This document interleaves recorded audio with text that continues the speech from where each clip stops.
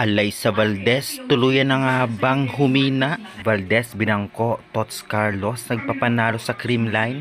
Di na kaya siya gagawing first six. Libero ng U16 Alas Pilipinas. Nababash ngayon, grabe. Middle blocker, wala daw ganap. Panalo na sana sa Thailand, natalo pa. Yan ang ating pag-uusapan this video. Kaya before that guys, please naman, huwag yung kalimutan mag-like, comment, and subscribe for more valuable updates. Maraming salamat. Subscribe na maraming salamat again. Alay sa Valdez, tuluyan na bang humina? Grabe, bantay sarado. Kahit mahihina daw team kagaya ng NX LED, kung ating napansin sa first set ay talagang pinasok si Alay sa Valdez bilang first six ng Cream Cool Smashers. Ngunit kitang-kitang bantay sarado at pinaghandaan siya hindi lamang sa blockings, kahit sa service ay target pa rin siya. Nakailang ace kay Valdez ang NX LED. Ganun pa man nakapag-adjust ang coach ng Creamline na talagang pinalitan itong si Valdez ni Tots Carlos kagaya ng ginawa sa Charity O crossovers. At naging effective ito. Sa first set nanalo ang NX LED, ngunit ng second, third at fourth set ay sa creamline na nang pinasok si Tots Carlos.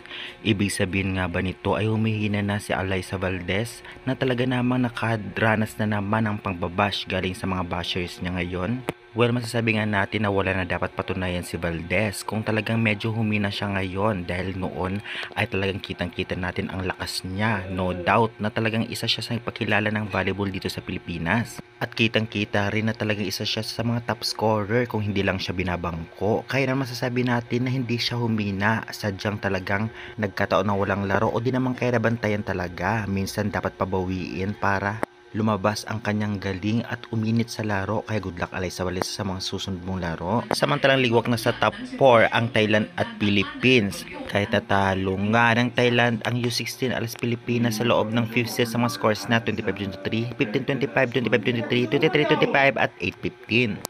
Ganun pa man ay may chance pa rin ang Alas Pilipinas na makapasok o makapaglaro sa FIVB U17 next year kung sakaling makukuha nila ang pwesto sa ikalima. Samantalang sinisi naman ang libero ng U16 Alas Pilipinas na talagang wala daw masyadong ganap at palaging nai-ace ng kalaban. At kahit ang middle blockers ng U16 Alas ay talagang nababash din, wala daw masyadong kaganapan.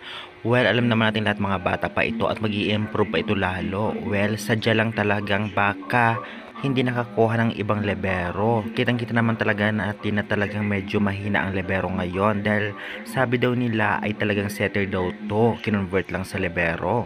Ganun pa man ay talaga namang pag-igyan pa nila, training pa para makuha ang 5th place ngayon. May chance pa naman. Wag lang i-bash na i-bash, ngunit suportahan na lang natin yung U16 Alas Pilipinas na lumalaban sa Jordan.